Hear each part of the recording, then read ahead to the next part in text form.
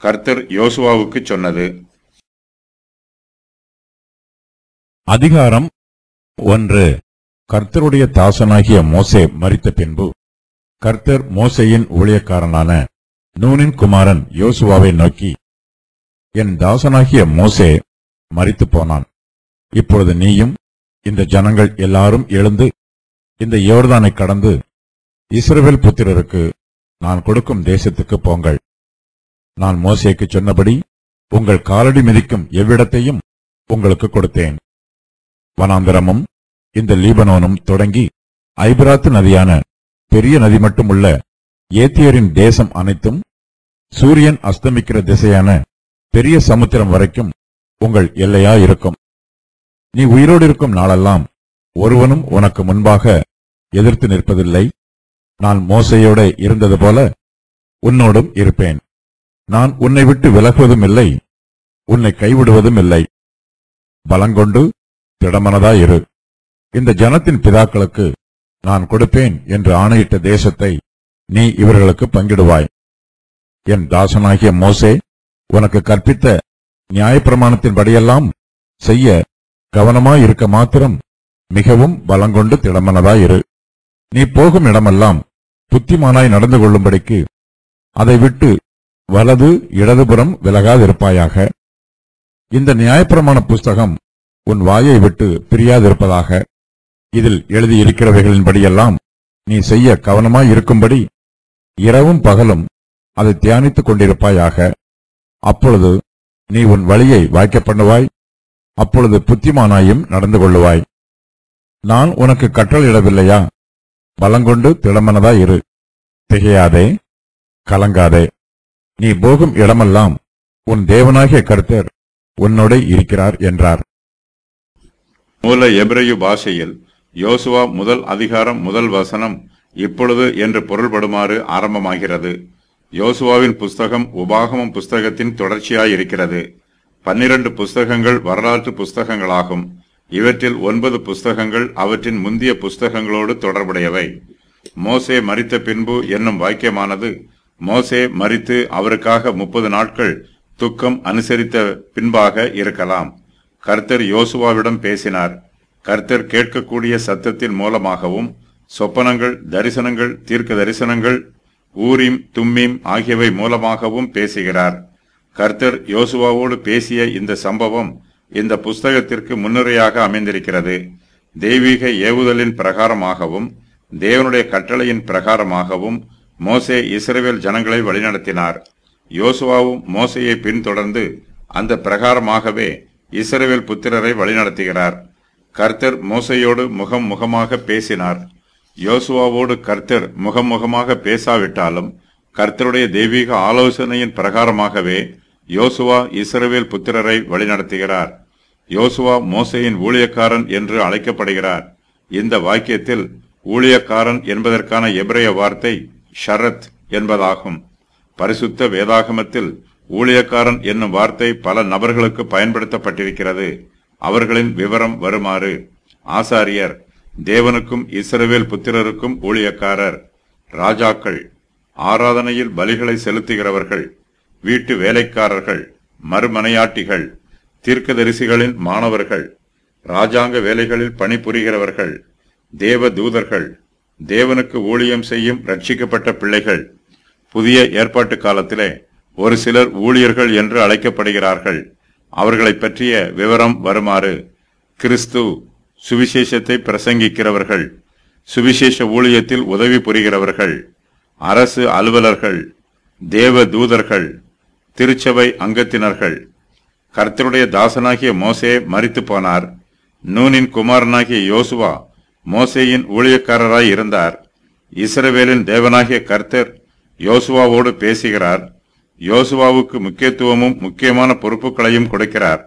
கர்த்தர் நூனின் குமாரனாகிய யோசுவாவை உயர்ந்த ஸ்தானத்தில் வைக்கிறார். கர்த்தர் யோசுவாவின் கைகளில் அதிகாரத்தையும் இஸ்ரவேல் ஜனங்களை ஆளுகை செய்யும் பொறுப்பையும் கொடுக்கிறார். இஸ்ரவேலின் தேவனாகிய கர்த்தரே சர்வ வல்லமை உள்ளவர். அவரே எல்லா துதிகளுக்கும் கனத்திற்கும் பாத்திரமானவர். கர்த்தரே ராஜாக்களை சிங்காசனத்தில் வீற்றிருக்கச் செய்கிறவர். தமக்கு பிரியமில்லாத ராஜாக்களை கர்த்தரே சிங்காசனத்திலிருந்து கீழே தள்ளிவிடுகிறவர். இந்த பூமியில் உள்ள தேசங்களில் ஆளுகை செய்கிறவர்கள் எல்லோரும் கர்த்தராலேயே ஆளுகை செய்கிறார்கள். கர்த்தர் நூனின் குமாரனாகிய யோசுவாவோடு பேசுகிறார். கர்த்தர் மோசேயோடு பேசின போது ஆசரிப்பு கூடாரத்திலிருந்து மோசேயை கூப்பிட்டு அவரோடு பேசினார். கர்த்தர் இப்போது நூனின் குமாரனாகிய யோசுவாவோடு பேசுகிறார். கர்த்தர் யோசுவாவோடும் ஆசரிப்பு கூடாரத்திலிருந்து பேசியிருக்க வேண்டும் என்று வேத பண்டிதர்கள் சொல்லுகிறார்கள். கர்த்தர் யோசுவாவை உற்சாகப்படுத்துகிறார். மோசே மரித்த பின்பு கர்த்தர் யோசுவாவோடு காலதாமதம் பண்ணாமல் சீக்கிரத்தில் பேசுகிறார். யோசுவாவுக்கு தம்முடைய கட்டளைகளை கொடுக்கிறார். கர்த்தர் யோபுவோடு தரிசனத்தின் மூலமாகவும் சொப்பனத்தின் மூலமாகவும் பேசினார். அதுபோலவே கர்த்தர் யோசுவாவோடும் தரிசனத்தின் மூலமாகவோ சொப்பனத்தின் மூலமாகவோ பேசியிருக்க வேண்டும். கன நித்திரை மனுஷர் மேல் இறங்கி அவர்கள் படுக்கையின் மேல் அயர்ந்திருக்கையில் அவர் இராக்காலத்து தரிசனமான சொப்பனத்தினாலே மனுஷருடைய செவிக்கு தாம் செய்யும் காரியத்தை வெளிப்படுத்தி அதை அவர்களுக்கு வரும் தண்டனையினாலே முத்திரை போட்டு மனுஷன் தன்னுடைய செய்கையை விட்டு நீங்கவும் மனுஷனுடைய பெருமை அடங்கவும் செய்கிறார். யோபு 33:15, 16, 17. கர்த்தர் நூனின் குமாரனாகிய யோசுவாவுக்கு ஊழிய பொறுப்பையும் கட்டளையையும் கொடுக்கிறார். இந்த வசன பகுதியில் கர்த்தருடைய வார்த்தைகள் தெளிவாக எழுதப்பட்டிருக்கிறது. கர்த்தருடைய தாசனாகிய மோசே மரித்த பின்பு கர்த்தர் நூனின் குமாரனாகிய யோசுவாவுக்கு கட்டளை கொடுக்கிறார். மோசே மரித்த பின்பு இஸ்ரவேல் வம்சத்தாரை ஆளுகை செய்கிற பொறுப்பை யோசுவா கர்த்தரிடத்திலிருந்து பெற்றுக்கொள்கிறார். மோசே தான் ஜீவனோடு இருந்த காலமெல்லாம் இஸ்ரவேல் ஜனங்களை வழிநடத்தி சென்றார். மோசே மரித்து போனார். இஸ்ரவேல் ஜனங்கள் மோசேக்காக 30 நாட்கள் துக்கித்தார்கள். துக்க நாள் முடியும் வரையிலும் கர்த்தர் யோசுவாவோடு ஒன்றும் சொல்லவில்லை. மோசே மரித்து 30 நாட்கள் சென்ற பின்பே கர்த்தர் யோசுவாவிடம் இஸ்ரவேல் புத்திரருக்கு நான் கொடுக்கும் தேசத்திற்கு போங்கள் என்று கட்டளை கொடுக்கிறார். மோசே மரித்த பின்பு இஸ்ரவேல் ஜனங்கள் 30 நாட்களாக மோசேக்காக துக்கம் கொண்டாடுகிறார்கள். மோசே தங்கள் மத்தியில் இல்லாதிருப்பதை நினைத்து இஸ்ரவேல் வம்சத்தார் துக்கத்தோடு இருக்கிறார்கள். அவர்களுடைய துக்கம் நீங்குவதற்கு கர்த்தர் அவர்களுக்கு 30 நாட்களை கொடுக்கிறார். அது மாத்திரமல்ல, மோசே உயிரோடு இருந்த காலத்தில் இஸ்ரவேல் புத்திரர் அவருக்கு விரோதமாக எதிர்த்து நின்றார்கள். அவருடைய வார்த்தைக்கு கீழ்ப்படியாமல் கலகம் பண்ணினார்கள். இஸ்ரவேல் புத்திரர் மோசேக்கு விரோதமாக செய்த பாவங்களுக்கு மனம் திரும்ப வேண்டும். கர்த்தர் இதற்காகவும் அவர்களுக்கு 30 நாட்களை துக்க நாட்களாக கொடுத்திருக்கிறார். தம்முடைய தாசனாகிய மோசே மரித்த பின்பு கர்த்தர் தம்முடைய ஊழியத்தை செய்வதற்கு யோசுவாவை தெரிந்தெடுக்கிறார். கர்த்தர் யோசுவாவை தெரிந்தெடுத்ததற்கு சில விசேஷித்த காரணங்கள் உள்ளன. நூனின் குமாரனாகிய யோசுவா மோசேயின் ஊழியக்காரனாய் இருந்தார். மோசே இஸ்ரவேல் புத்திரரை வனாந்திரத்தில் வழி நடத்திய போது யோசுவா அவருக்கு உதவி செய்தார். செப்துவஜின் பதிப்பில் மோசேயின் ஊழியக்காரன் என்னும் வாக்கியமானது மோசேயின் கட்டளை பிரகாரம் வேலை செய்தவர் என்று பொருள்படுமாறு எழுதப்பட்டிருக்கிறது. நூனின் குமாரனாகிய யோசுவா மோசேயின் கீழ் ஊழியம் செய்வதற்கு பயிற்சி பெற்றிருக்கிறார். அவர் மோசேயின் கட்டளைக்கு கீழ்ப்படிய கற்றுக்கொண்டவர். ஊழியம் செய்கிறவர்களுக்கு இதுவே பிரதான தகுதி. நம்முடைய மூத்த ஊழியக்காரர்களுக்கு நாம் கீழ்ப்படிய வேண்டும். அவர்களிடத்திலிருந்து ஊழிய பயிற்சிகளை பெற்றுக்கொள்ள வேண்டும். யோசுவா மோசேயோடு மிகவும் நெருங்கிய ஐக்கியத்தில் இருந்தார். மோசேக்கும் யோசுவாவுக்கும் கர்த்தர் ஒரே அளவு ஆவியையே கொடுத்திருந்தார். அவர்கள் இருவருமே சம அந்தஸ்தில் இருந்தவர்கள். அவர்கள் இருவருமே ஒரே வேலையை செய்கிறார்கள். மோசே இஸ்ரவேல் ஜனங்களை கானான் தேசத்திற்கு வழிநடத்தி கொண்டு போனது போல யோசுவாவும் அவர்களை கானான் தேசத்திற்கு வழிநடத்தி கொண்டு போக வேண்டும். நூனின் குமாரனாகிய யோசுவா இயேசு கிறிஸ்துவுக்கு அடையாளமாயிருக்கிறார். ஆகையினால் இவர் மோசேயின் ஊழியக்காரன் என்று அழைக்கப்படுகிறார். மோசே யோசுவாவை நியாயப்பிரமாணத்திற்கு கீழ்ப்படியுமாறு வழிநடத்தினார். மோசே நியாயப்பிரமாணத்தின் எல்லா நீதிகளையும் நிறைவேற்றியது போலவே யோசுவாவும் அதன் நீதிகள் அனைத்தையும் நிறைவேற்றுகிறார். கர்த்தர் மோசேயின் ஊழியக்காரனான யோசுவாவுக்கு ஊழிய பொறுப்புகளை கொடுக்கிறார். கர்த்தர் யோசுவாவை தெரிந்து கொண்டதற்கான காரணத்தையும் சொல்லுகிறார். என் தாசனாகிய மோசே மரித்து போனான் என்று கர்த்தர் சொல்லுகிறார். கர்த்தருக்கு மோசேயின் ஸ்தானத்தில் மற்றொரு ஊழியக்காரர் தேவைப்படுகிறார். மோசே கர்த்தருடைய ஊழியத்தை ஒரு ஊழியக்காரரை போல உண்மையாய் செய்தார். மோசே இப்போது மரித்து போனார். தன்னுடைய ஊழியங்களிலிருந்து மோசேக்கு இளைப்பாறுதல் உண்டாயிற்று. மோசே இப்போது கர்த்தருடைய சந்தோஷத்திற்குள் பிரவேசித்திருக்கிறார். கர்த்தர் யோசுவாவுக்கு ஊழிய பொறுப்பை கொடுக்கும்போது எழும்பு என்று சொல்லுகிறார். மோசே மரித்து போனார். அவர் இதுவரையிலும் செய்து வந்த ஊழியம் அவருடைய மரணத்தினால் தடைபடக்கூடாது. மோசேயின் ஊழியம் தொடர்ந்து நடைபெற வேண்டும். அதற்காக யோசுவா எழும்ப வேண்டும். மோசே இதுவரையிலும் செய்த ஊழியத்தை இனிமேல் யோசுவா செய்ய வேண்டும். மோசே மரித்து போனார். ஆனால் மோசேயின் ஆண்டவராகிய கர்த்தர் மரித்து போகவில்லை. அவர் எக்காலத்திலும் மரித்து போவதும் இல்லை. கர்த்தர் நித்திய காலமாய் இருக்கிறவர். கர்த்தருடைய தாசனாகிய மோசே மரித்து போனார். மோசே இதுவரையிலும் செய்து வந்த ஊழியங்களை அவருக்கு பின்பு யாராவது ஒருவர் செய்ய வேண்டும். மோசேயினிடத்தில் நன்றாக பயிற்சி பெற்ற உண்மையும் உற்சாகமும் உள்ள ஊழியக்காரரால் தான் மோசே செய்து வந்த ஊழியத்தை தொடர்ந்து செய்ய முடியும். யோசுவா ஏற்கனவே மோசேயின் ஊழியக்காரனாய் இருந்தவர். ஆகையினால் மோசே மரித்து போன பின்பு கர்த்தர் யோசுவாவை தெரிந்தெடுக்கிறார். மோசே இதுவரையிலும் செய்து வந்த வேலைகளை செய்யுமாறு கர்த்தர் யோசுவாவுக்கு கட்டளை கொடுக்கிறார். மோசே ஆரம்பித்து வைத்த ஊழியத்தை யோசுவா நிறைவேற்ற வேண்டும். யோசுவா சும்மா அமர்ந்திருந்தால் அவரால் ஒரு ஊழியமும் செய்ய முடியாது. ஆகையினால் கர்த்தர் யோசுவாவிடம் நீ எழும்பு என்று கட்டளை கொடுக்கிறார். யோசுவாவை போலவே பின் சந்ததியார் தங்கள் முன் சந்ததியாருடைய ஊழியங்களை செய்து முடிக்க வேண்டும். தங்கள் முன்னோர்கள் பாதியிலேயே நிறுத்திவிட்ட ஊழியங்களை அவர்களுடைய பின் சந்ததியார் நிறைவேற்றி கொடுக்க வேண்டும். புதிய ஏற்பாட்டு காலத்திலே நம்முடைய கர்த்தராகிய இயேசு கிறிஸ்து மனுஷர் மத்தியிலே ஊழியம் செய்தார். மோசேயின் நியாய பிரமாணத்தினால் செய்து முடிக்க முடியாத ஊழியங்களை கிறிஸ்துவானவர் தம்முடைய சுவிசேஷத்தினால் செய்து முடித்தார். நம்முடைய கர்த்தராகிய இயேசு கிறிஸ்து நம்மை நீதிமான் ஆக்குகிறார், நம்மை பரிசுத்தப்படுத்துகிறார். பழைய ஏற்பாட்டிலே யோசுவா இஸ்ரவேலுக்கு அடையாளமாய் இருக்கிறார். ஆதலால் சகோதரரே, இவர் மூலமாய் உங்களுக்கு பாவ மன்னிப்பு உண்டாகும் என்று அறிவிக்கப்படுகிறது என்றும், மோசேயின் நியாய பிரமாணத்தினாலே நீங்கள் எவைகளினின்று விடுதலையாகி நீதிமான்கள் ஆக்கப்படக்கூடாதிருந்ததோ விசுவாசிக்கிறவன் எவனும் அவைகளினின்று இவராலே விடுதலையாகி நீதிமானாக்கப்படுகிறான் என்றும் உங்களுக்கு தெரிந்திருக்க கடவது.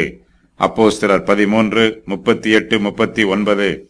அது எப்படியெனில், மாம்சத்தினாலே பலவீனமாயிருந்த நியாயப்பிரமாணம் செய்யக்கூடாததை தேவனே செய்யும்படிக்கு தம்முடைய குமாரனை பாவ மாம்சத்தின் சாயலாகவும் பாவத்தை போக்கும் பலியாகவும் அனுப்பி மாம்சத்திலே பாவத்தை ஆக்கினைக்கு உள்ளாக தீர்த்தார். ரோமர் 8:3. மோசேயின் ஜீவியம் யோசுவாவுக்கு வழியை ஆயத்தம் பண்ணி கொடுத்தது. மோசே ஏற்கனவே இஸ்ரவேல் ஜனங்களை வழி நடத்தினார். கர்த்தருடைய வார்த்தைகளை பெற்றுக்கொள்வதற்கு மோசே அவர்களை ஆயத்தம் பண்ணினார். மோசே யோசுவாவுக்கு தான் செய்கிற ஊழியங்களில் பயிற்சி கொடுத்தார். நியாயப்பிரமாணமானது நம்மை கிறிஸ்துவனிடத்தில் அழைத்து வருகிற உபாத்தியாய் இருக்கிறது. கர்த்தர் யோசுவாவிடம், இப்பொழுது நீயும் இந்த ஜனங்கள் எல்லாரும் எழுந்து இந்த யோர்தானை கடந்து இஸ்ரவேல் புத்திரருக்கு நான் கொடுக்கும் தேசத்துக்கு போங்கள் என்று சொல்லுகிறார். வேதாகமத்தில் உள்ள பல சம்பவங்கள் யோர்தான் நதிக்கரையில் நடைபெற்றிருக்கிறது. யோர்தானின் சமவெளியை லோத்து தெரிந்து கொண்டான். யாக்கோபு யோர்தான் நதியை 2 முறை கடந்து சென்றிருக்கிறார். இஸ்ரவேல் புத்திரர் தங்களுடைய 40 வருஷ வனாந்திர பிரயாணத்துக்கு பின்பு யோர்தானின் அக்கறையில் பாளையம் இறங்கி இருந்தார்கள். யோர்தான் நதிக்கரையில் மோசே உபாகமம் புஸ்தகத்தில் உள்ள சம்பவங்களை கூறி அதை எழுதினார். யோசுவா கர்த்தரிடமிருந்து முதலாவது கட்டளையை இந்த நதிக்கரையில் பெற்றுக்கொண்டார். யோர்தானின் தண்ணீர் வற்றிப்போன ஒரு சில சம்பவங்களை பற்றி பரிசுத்த வேதாகமத்தில் சொல்லப்பட்டிருக்கிறது. அதன் விவரம் வருமாறு: யோசுவா மூலமாக, எலியா மூலமாக, எலிசா மூலமாக. யோர்தான் நதிக்கரையில் பல யுத்தங்கள் நடைபெற்றிருக்கின்றன. நாகமான் தன் குஷ்டரோகத்திலிருந்து சுகமாவதற்காக யோர்தான் நதியில் 7 தரம் முங்கி எழும்பினான். கிறிஸ்தவ மார்க்கத்தின் ஆரம்பமும் இங்குதான் துவங்கிற்று. யோர்தான் நதி 4 முதல் 10 மைல்கள் வரையிலும் அகலம் உள்ளது. மார்ச், ஏப்ரல் ஆகிய மாதங்களில் யோர்தான் நதி நிரம்பி பெருக்கெடுத்து ஓடும். அப்படிப்பட்ட சமயத்தில்தான் இஸ்ரவேல் புத்திரர் யோர்தான் நதியை கடந்து போனார்கள். யோசுவாவும் இஸ்ரவேல் வம்சத்தாரும் யோர்தானுக்கு இக்கரையிலே பாளையம் இறங்கி இருக்கிறார்கள். அவருடைய கண்களுக்கு முன்பாக யோர்தான் நதி பிரவாகித்து ஓடுகிறது. யோசுவாவும் இஸ்ரவேல் ஜனங்களும் யோர்தானை கடக்க வேண்டும். கர்த்தர் சொல்லுகிற கட்டளை யோசுவாவின் விசுவாசத்தை சோதிக்கிறது. யோர்தான் நதி பிரவாகித்து ஓடுகிறது. அந்த நதியை கடப்பதற்கு பாலங்கள் எதுவும் கட்டப்படவில்லை. படகுகளை பாலங்கள் போல மிதக்க விடுவதற்கும் அவர்களிடத்தில் போதுமான படகுகளும் இல்லை. ஒரு வசதியும் இல்லாமல் யோசுவாவும் இஸ்ரவேல் ஜனங்களும் பிரவாகித்து ஓடுகிற யோர்தான் நதியை கடக்க வேண்டும். யோசுவா கர்த்தரை நம்ப வேண்டும். தனக்கு உலக பிரகாரமான உதவி கிடைக்காவிட்டாலும் கர்த்தருடைய உதவி கிடைக்கும் என்று நம்பி கர்த்தருடைய வார்த்தைக்கு கீழ்ப்படிய வேண்டும். நாம் கர்த்தரை நம்பும் போது கர்த்தர் நமக்கு வழியை திறப்பார். கர்த்தரால் கூடாத காரியம் ஒன்றும் இல்லை. யோசுவாவும் இஸ்ரவேல் புத்திரரும் யோர்தானை கடந்தால்தான் கானான் தேசத்திற்கு போக முடியும். கர்த்தர் இஸ்ரவேல் புத்திரருக்கு கானான் தேசத்தை சுதந்திரமாக கொடுத்திருக்கிறார். கானான் தேசத்தின் எல்லைகளையும் கர்த்தர் மோசேக்கு தெளிவாக சொல்லுகிறார். வனாந்தரமும் இந்த லீபனோனும் தொடங்கி ஐபிராத்து நதியான பெரிய நதி மட்டும் உள்ள ஏத்தியரின் தேசம் அனைத்தும் சூரியன் அஸ்தமிக்கிற திசையான பெரிய சமுத்திரம் வரைக்கும் உங்கள் எல்லையாயிருக்கும் என்று கர்த்தர் சொல்லுகிறார். ஏத்தியர் கானானின் தெற்கு பகுதியில் உள்ள மலை பிரதேசங்களில் வசித்து வந்தார்கள். யுத்தம் பண்ணுவதில் வல்லவர்கள். கானான் தேசத்தாரை குறிப்பதற்கு ஏத்தியர் என்னும் பொதுவான பெயர் வழக்கத்தில் இருந்தது. மத்திய தரைக்கடல் இங்கு பெரிய சமுத்திரம் என்று அழைக்கப்படுகிறது. பாலஸ்தீன தேசத்தில் உள்ள கலிலேயா கடல், சவக்கடல், செங்கடல் ஆகிய கடல்கள் சிறியவை. இவற்றோடு ஒப்பிடும்போது மத்திய தரைக்கடல் பெரிய சமுத்திரமாகும். கர்த்தர் யோசுவாவுக்கு ஆசீர்வாதமான வாக்கு தத்தத்தையும் சொல்லுகிறார். நான் மோசேக்கு சொன்னபடி உங்கள் காலடி மிதிக்கும் எவ்விடத்தையும் உங்களுக்கு கொடுத்தேன் என்று கர்த்தர் சொல்லுகிறார். கர்த்தர் இந்த வாக்கு தத்தத்தை இஸ்ரவேல் புத்திரருடைய முற்பிதாக்களுக்கு கொடுத்தார். உங்கள் காலடி மிதிக்கும் எவ்விடத்தையும் உங்களுக்கு கொடுத்தேன் என்று கர்த்தர் சொல்லுகிற தீர்க்க தரிசன வாக்கியமாகும். இந்த அதிகாரத்தில் கர்த்தர் 7 காரியங்களை தீர்க்க தரிசனமாக சொல்லுகிறார். அவையாவன: உங்கள் காலடி மிதிக்கும் எவ்விடத்தையும் உங்களுக்கு கொடுத்தேன். நீ உயிரோடு இருக்கும் நாளெல்லாம் ஒருவனும் உனக்கு முன்பாக எதிர்த்து நிற்பதில்லை. நான் மோசேயோடு இருந்தது போல உன்னோடும் இருப்பேன். நான் உன்னை விட்டு விலகுவதும் இல்லை, நான் உன்னை கைவிடுவதும் இல்லை. இந்த ஜனத்தின் பிதாக்களுக்கு நான் கொடுப்பேன் என்று ஆணையிட்ட தேசத்தை நீ இவர்களுக்கு பங்கிடுவாய். நீ போகும் இடமெல்லாம் நான் உன்னோடு இருக்கிறேன். கர்த்தர் ஆபிரகாமின் சந்ததியாருக்கு கானான் தேசத்தை கொடுப்பதாக வாக்குப்படினார். ஆனால் இஸ்ரவேல் புத்திரர் கானான் தேசத்தை இன்னும் முழுமையாக சுதந்திரித்துக் கொள்ளவில்லை. யோசுவாவின் காலத்தில் உள்ள இஸ்ரவேல் புத்திரர் ஆபிரகாமின் சந்ததியிலே 4ஆம் தலைமுறையாய் இருக்கிறார்கள். கர்த்தருடைய வாக்குத்தத்தம் இதுவரையிலும் நிறைவேறாவிட்டாலும் இப்போது அந்த வாக்குத்தத்தம் நிறைவேறும் காலம் வந்திருக்கிறது. கர்த்தர் தம்முடைய வாக்குத்தத்தத்தை மறுபடியுமாய் சொல்லும்போது உங்களுக்கு கொடுத்தேன் என்று சொல்லுகிறார். இஸ்ரவேல் புத்திரர் கானான் தேசத்தை இன்னும் சுதந்திரிக்கவில்லை. ஆனால் கர்த்தரோ அந்த தேசத்தை அவர்களுக்கு கொடுத்து விட்டதாக வாக்கு பண்ணுகிறார். அவர்கள் கானான் தேசத்தை இன்னும் சுதந்திரிக்காவிட்டாலும் அந்த தேசம் இப்போது அவர்களுடைய கைகளில் இருக்கிறது. கர்த்தர் இந்த வாக்குத்தத்தத்தை யோசுவாவுக்கும் இஸ்ரவேல் புத்திரர் எல்லோருக்கும் சொல்லுகிறார். இவர்கள் எல்லோருமே ஆபிரகாமின் சந்ததியாராய் இருக்கிறார்கள். இவர்கள் இஸ்ரவேல் என்று அழைக்கப்படுகிறார்கள். கர்த்தர் இந்த வாக்குத்தத்தத்தை யாக்கோபின் சந்ததியாருக்கு கொடுத்தபோது அவர்கள் இஸ்ரவேல் என்று அழைக்கப்பட்டார்கள். இப்பொழுது உன் பேர் யாக்கோபு, இனி உன் பேர் யாக்கோபு எண்ணப்படாமல் இஸ்ரவேல் என்று உனக்கு பேர் வழங்கும் என்று சொல்லி அவனுக்கு இஸ்ரவேல் என்று பெயரிட்டார். ஆதியாகமம் 35:10. நான் ஆபிரகாமுக்கும் ஈசாக்குக்கும் கொடுத்த தேசத்தை உனக்கு கொடுப்பேன், உனக்கு பின் உன் சந்ததிக்கும் இந்த தேசத்தை கொடுப்பேன் என்று சொல்லி தேவன் அவனோட பேசின ஸ்தலத்திலிருந்து அவனை விட்டு எழுந்தருளி போனார். ஆதியாகமம் 35:12-13. கர்த்தர் இஸ்ரவேல் புத்திரருக்கு கொடுக்க போகும் தேசத்தை பற்றியும் விரிவாக சொல்லுகிறார். அந்த தேசத்தின் எல்லை எதுவரையில் இருக்கும் என்பதையும் கர்த்தர் தெளிவுபடுத்துகிறார். வனாந்திரமும் இந்த லீபனோனும் தொடங்கி ஐபிராத்து நதியான பெரிய நதி மட்டும் உள்ள ஏத்தியரின் தேசம் அனைத்தும் சூரியன் அஸ்தமிக்கிற திசையான பெரிய சமுத்திரம் வரைக்கும் உங்கள் எல்லையாயிருக்கும். இஸ்ரவேல் புத்திரர் கர்த்தருக்கு கீழ்ப்படிந்தால் கர்த்தர் இங்கு சொல்லி இருக்கிற தேசத்தை அதன் முழு விஸ்தீரணம் வரையிலும் அவர்களுக்கு கொடுப்பார். அவர்கள் இன்னும் கர்த்தருக்கு அதிகமாய் கீழ்ப்படிந்து இன்னும் அதிக பிரியமாய் நடந்தால் கர்த்தர் அவர்களுடைய தேசத்தின் எல்லைகளை விஸ்தாரம் பண்ணுவார்.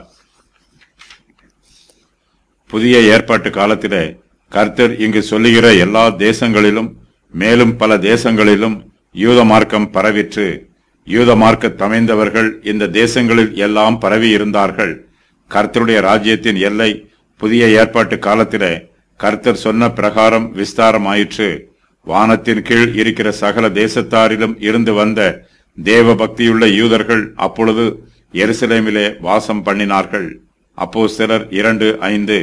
கர்த்தர் தாம் வாக்கு பண்ணின தேசத்தை இஸ்ரவேல் புத்திரருக்கு கொடுக்க வேண்டும் என்றால் அவர்களுக்கு கர்த்தர் ஒரு நிபந்தனையும் சொல்லுகிறார். அந்த நிபந்தனையை கர்த்தர் மோசேக்கு ஏற்கனவே சொல்லி இருக்கிறார்.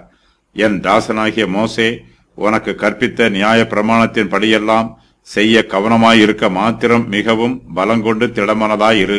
நீ போகும் இடமெல்லாம் புத்திமானாய் நடந்து கொள்ளும்படிக்கு அதை விட்டு வலது இடதுபுறம் விலகாதிருப்பாயாக என்று கர்த்தர் சொல்லுகிறார். இதுவே கர்த்தர் சொல்லும் நிபந்தனை. மோசே அவர்களுக்கு கற்பித்த நியாயப்பிரமாணத்தின் படியெல்லாம் அவர்கள் கவனமாய் செய்ய வேண்டும். அப்போது கர்த்தர் மோசேக்கு சொன்னபடி அவர்கள் காலடி மிதிக்கும் எவ்விடத்தையும் அவர்களுக்கு கொடுப்பார். கர்த்தர் இஸ்ரவேல் வம்சத்தாருக்கு வாக்கு பண்ணி இருக்கிற கானான் தேசத்தை அவர்கள் புறப்பட்டு போய் சுதந்தரித்துக் கொள்ள வேண்டும். கானான் தேசத்தில் என்னென்ன ஆசீர்வாதங்கள் இருக்கிறதோ அவை எல்லாமே இஸ்ரவேல் வம்சத்தாருக்கு உரியதாகும். இஸ்ரவேல் புத்திரருடைய காலடி மிதிக்கும் எவ்விடமும் அவர்களுக்கு சொந்தமாகும். கர்த்தர் அவர்களுக்கு நியமித்து வைத்திருக்கிற எல்லைகளுக்குள் அவர்களுடைய காலடிகள் மிதிக்க வேண்டும். அந்த எல்லைக்குள் அவர்களுடைய காலடிகள் எங்கெல்லாம் மிதிக்கப்படுகிறதோ அந்த இடத்தை எல்லாம் கர்த்தர் அவர்களுக்கு கொடுப்பார். தங்களுக்கு நியமிக்கப்பட்டிருக்கிற எல்லைகளை மீறி அப்பாற்பட்டு அந்நிய தேசங்களில் போய் இஸ்ரவேல் புத்திரர் தங்கள் காலடிகளை மிதிக்க கூடாது. அது அவர்களுக்கு நியமிக்கப்பட்ட எல்லைகளுக்கு அப்பாற்பட்ட விஷயம். கர்த்தர் அவர்களுக்கு கொடுக்கும் தேசத்தின் எல்லைகளுக்குள் அவர்களுடைய காலடிகள் மிதிக்க வேண்டும். கர்த்தர் யோசுவாவை உற்சாகப்படுத்துவதற்காக இந்த வாக்குத்தத்தத்தை சொல்லுகிறார். நீ உயிரோடு இருக்கும் நாளெல்லாம் ஒருவனும் உனக்கு முன்பாக எதிர்த்து நிற்பதில்லை. நான் மோசையோடு இருந்தது போல உன்னோடும் இருப்பேன். நான் உன்னை விட்டு விலகுவதும் இல்லை, உன்னை கைவிடுவதும் இல்லை என்று யோசுவாவுக்கு சொல்லுகிறார். நான் உன்னை விட்டு விலகுவதும் இல்லை, உன்னை கைவிடுவதும் இல்லை என்னும் இந்த வாக்குத்தத்தத்தை கர்த்தர் முதல் முறையாக யாக்கோபிற்கு கொடுத்தார். கர்த்தர் யோசுவாவுக்கு கீழ்ப்படிதலின் பிரமாணத்தை கொடுக்கிறார். அதன் விவரம் வருமாறு: பலங்கொண்டு திடமனதாயிரு, நியாய பிரமாணத்தின் படியெல்லாம் செய், அதை விட்டு வலது இடதுபுறம் விலகாதிருப்பாயாக, இந்த நியாயப்பிரமாண புஸ்தகம் உன் வாயை விட்டு பிரியாதிருப்பதாக, திகையாதே கலங்காதே. யோசுவா கர்த்தருடைய பிரமாணத்திற்கு கீழ்ப்படிய வேண்டும். அப்போது யோசுவாவுக்கு கிடைக்கும் ஆசீர்வாதங்களின் விவரம் வருமாறு: நீ போகும் இடமெல்லாம் ஆசீர்வதிக்கப்பட்டிருப்பாய், உன் வழியை வாய்க்க பண்ணுவாய், நீ புத்திமானாய் நடந்து கொள்வாய், நீ போகும் இடமெல்லாம் உன் தேவனாகிய கர்த்தர் உன்னோடே இருக்கிறார். மோசே இஸ்ரவேல் புத்திரரை எகிப்தின் அடிமைத்தனத்திலிருந்து விடுவித்தார். அவர்களை வனாந்தர பாதையின் வழியாக வழி நடத்தினார். கர்த்தர் மோசேயோடு கூடவே இருந்தார். அதுபோலவே இப்போது கர்த்தர் யோசுவாவோடு கூடவே இருப்பார். யோசுவா இஸ்ரவேல் வம்சத்தாரை கானான் தேசத்திற்கு வழிநடத்தி செல்ல வேண்டும். அவர்கள் கானான் தேசத்தை சுதந்திரிக்க வேண்டும். கானான் தேசத்திலே குடியேற வேண்டும். கர்த்தர் யோசுவாவோடு கூடவே இருப்பார். கர்த்தருடைய பரிசுத்தமான பிரசன்னம் மோசையோடு கூடவே இருந்தது. ஆகையினால் மோசே கர்த்தருடைய நாமத்தினால் பெரிய காரியங்களை செய்தார். ஒருவேளை யோசுவா மோசையைப் போல பெரிய காரியங்களை செய்ய முடியாமற் போகலாம். மோசேக்கு பேரும் புகழும் கிடைத்தது போல யோசுவாவுக்கு கிடைக்காமல் போகலாம்.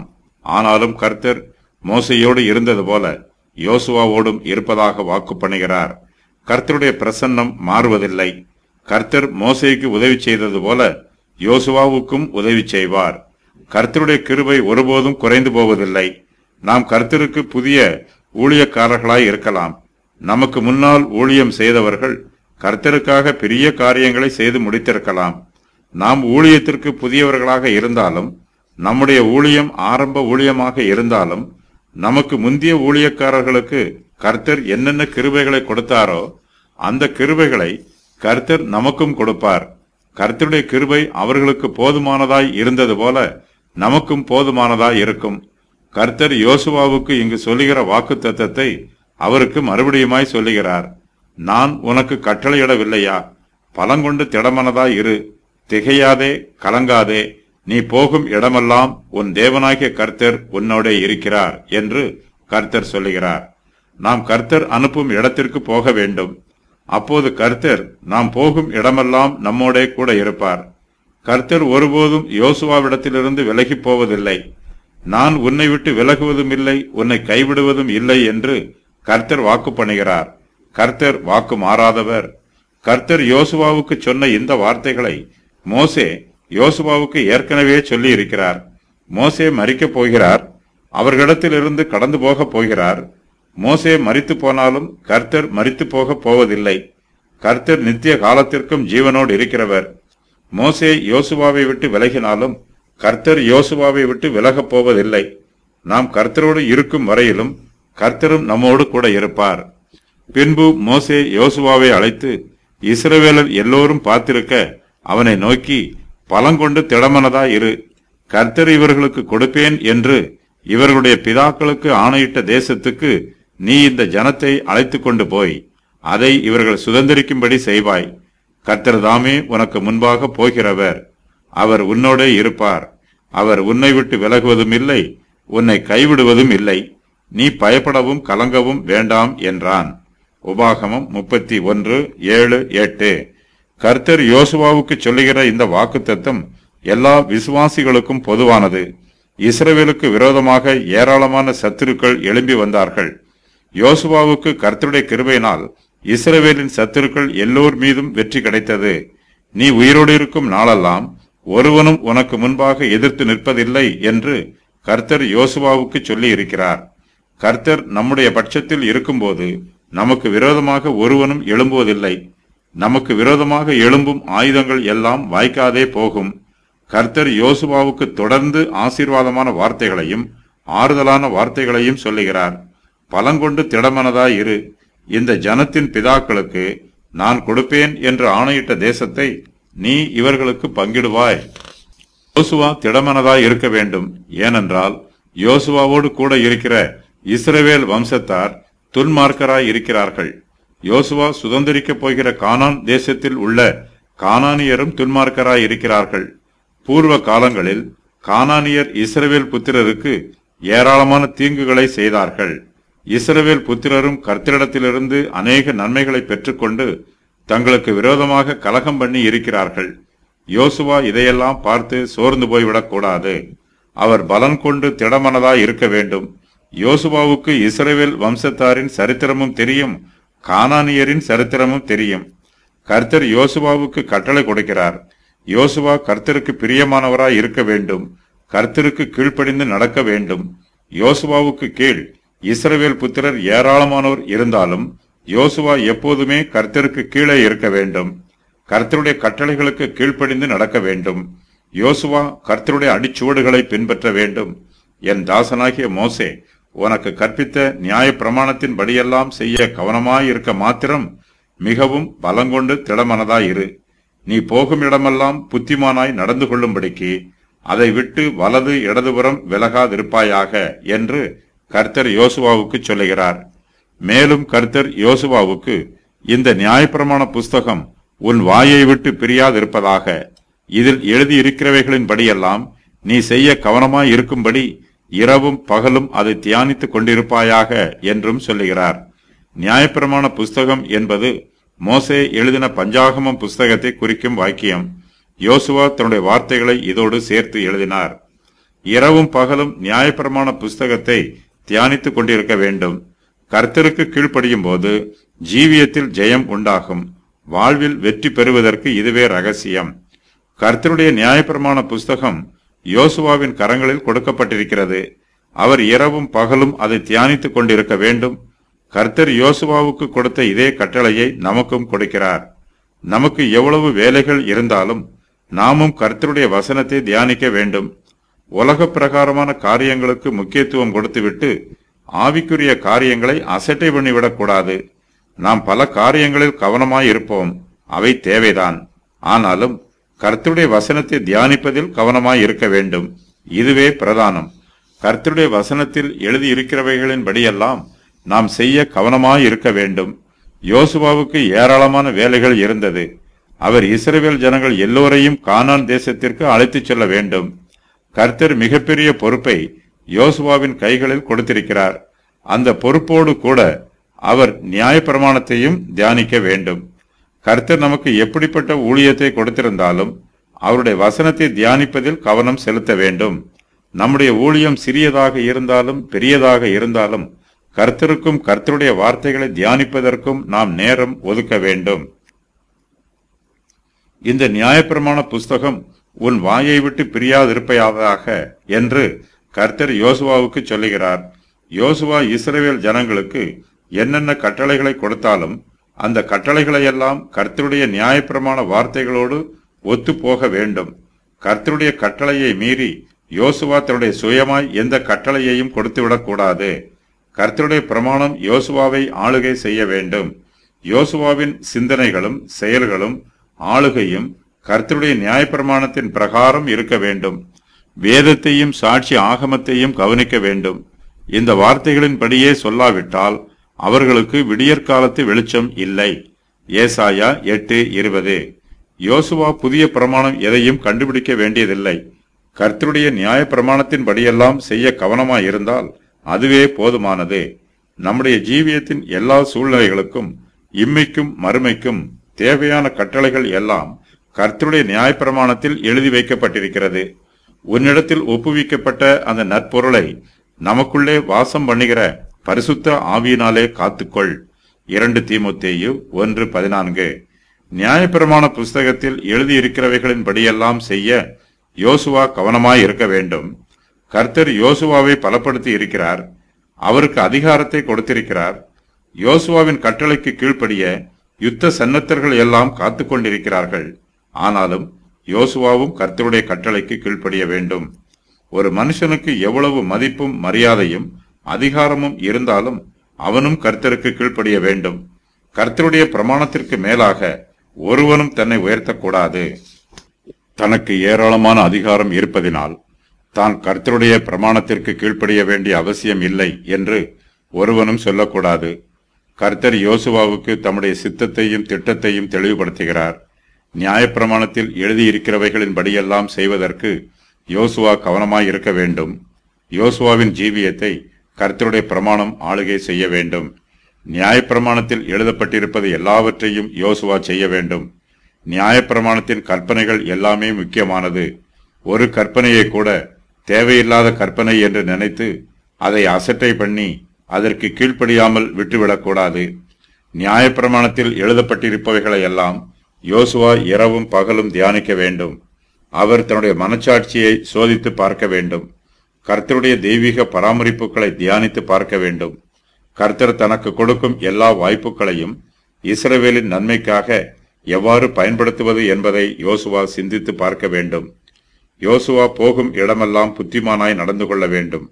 நியாயப்பிரமாணத்தின் பாதையை விட்டு வலது இடதுபுறம் விலகக்கூடாது.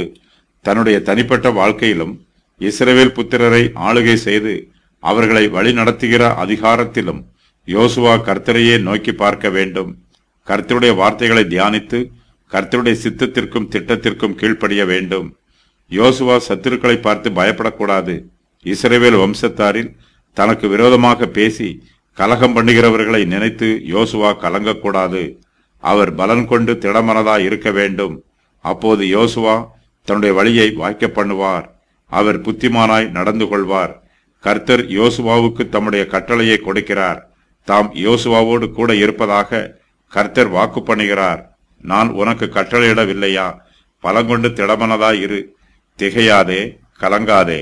நீ போகும் இடமெல்லாம் உன் தேவனாகிய கர்த்தர் உன்னோடே இருக்கிறார் என்று சேனைகளின் கர்த்தர் சொல்லுகிறார்.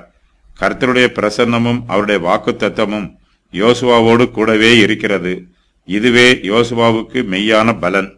யோசுவா ஏற்கனவே அமலேக்கியரோடு யுத்தம் பண்ணி இருக்கிறார். அப்போதும் அவர் கர்த்தரையே விசுவாசித்தார். மோசே வேவுக்காரரை கானான் தேசத்திற்கு அனுப்பி வேவு பார்த்து வரச் சொன்னார். அவர்களில் யோசுவாவும் ஒருவர். காலேபையும் யோசுவாவையும் தவிர மற்ற வேவுகாரர்கள் அவிசுவாசமான வார்த்தைகளை சொன்னார்கள். இஸ்ரவேல் புத்திரரை பயமுறுத்தக்கூடிய காரியங்களையெல்லாம் பேசினார்கள். அந்த சூழ்நிலையில் கூட யோசுவா கர்த்தரையே விசுவாசித்தார். விசுவாசமான வார்த்தைகளை சொன்னார். யோசுவா கர்த்தரை பூரணமாய் விசுவாசிக்கிறார். சத்துருக்களை ஜெயிப்பதற்கு கர்த்தருடைய கிருபை தன்னோடு இருந்தால் அது மாத்திரமே போதுமானது என்பது யோசுவாவின் விசுவாசம். கர்த்தரும் யோசுவாவின் விசுவாசத்தை உற்சாகப்படுத்துகிறார். இப்போது மறுபடியுமாக பலன் கொண்டு திடமனதாய் இரு என்று கர்த்தர் யோசுவாவுக்கு சொல்லுகிறார். நான் உனக்கு கட்டளையிடவில்லையா என்று கர்த்தர் யோசுவாவிடம் கேட்கிறார். யோசுவா கர்த்தருடைய கட்டளைக்கு கீழ்ப்படிந்து செயல்பட வேண்டும். இந்த ஜனத்தின் பிதாக்களுக்கு நான் கொடுப்பேன் என்று ஆணையிட்ட தேசத்தை நீ இவர்களுக்கு பங்கிடுவாய் என்பது கர்த்தர் யோசுவாவுக்கு கொடுத்த கட்டளை. கர்த்தர் சொன்ன கட்டளை நிச்சயமாய் நிறைவேறும். நம்முடைய ஆவிக்குரிய ஜீவியத்திலும் கர்த்தர் நமக்கு வாக்கு தத்தங்களையும் கட்டளைகளையும் கொடுக்கிறார். நாம் கர்த்தரையும் அவருடைய வார்த்தைகளையும் விசுவாசிக்க வேண்டும். நான் உனக்கு கட்டளையிடவில்லையா என்று கர்த்தர் நம்மிடத்திலும் சொல்லுகிறார். கர்த்தர் சொன்ன கட்டளை நிறைவேறும் என்று நாம் விசுவாசிக்க வேண்டும். நாம் கர்த்தரை நம்பி கர்த்தருடைய ஊழியத்தை செய்யும் போது கர்த்தர் தம்முடைய கட்டளையின் பிரகாரமாக நமக்கு உதவி செய்வார்.